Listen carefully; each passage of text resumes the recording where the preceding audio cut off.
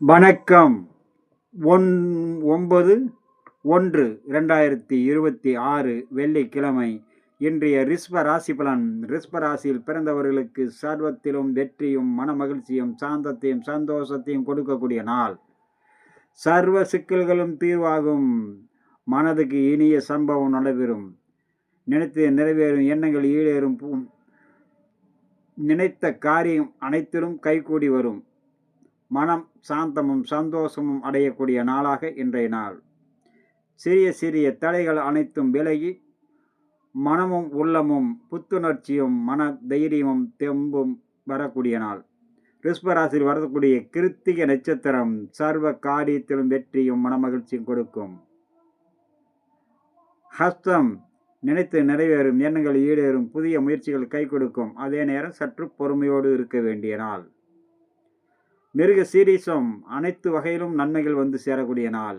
அடுத்ததாக நம்ம காண இருப்பது மிதுன ராசி பலன். மிதுன ராசியில் பிறந்தவர்களுக்கு சர்வ காரியத்திலும் வெற்றி மனமகிழ்ச்சி சாந்தம் சந்தோஷம் அனைத்து வகையிலும் நன்மைகள் வந்து சேரும்.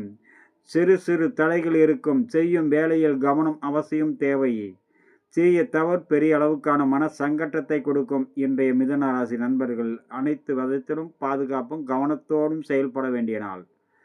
மிதுன ராசியில் வரக்கூடிய மிருக சீரிசம் சர்வ காரியத்திலும் வெற்றி கிடைக்கக்கூடிய நாள். திருவாதிரை காலை கவனமுடன் இருக்க வேண்டும். நாள் முழுக்க மன சாந்தமும் சந்தோஷத்தையும் கொடுக்கும். புனர்பூசம் காலை எழுக்கும்போது சர்வ காரியத்திலும் வெற்றி கிடைக்கும்.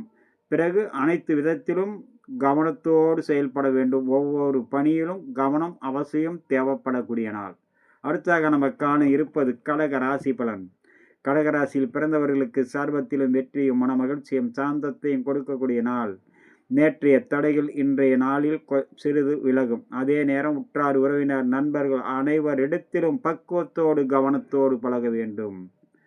தேவையற்ற மனக்குழப்பத்தை ஏற்படுத்தும். அதனால் வீண் வாக்குவாதத்தை முழுக்க தவிர்ப்பது நன்று. அது யாரிடமாக இருந்தாலும் சரி, சிறு குழந்தைகளாக இருந்தாலும் பெரியவர்களாக இருந்தாலும் மேல் அதிகாரிகளாக இருந்தாலும் கீழ் பணிபுரிவர்களாக இருந்தாலும் அனைத்து விதத்திலும் பொறுமையோடு இருப்பது மிக மிக நன்று. இன்றைய நாளில் கடகராசியில் வரக்கூடிய புனர்பூசம் 4ஆம் பாதம் செய்யும் வேலையில் கவனத்தோடு இருக்க வேண்டும்.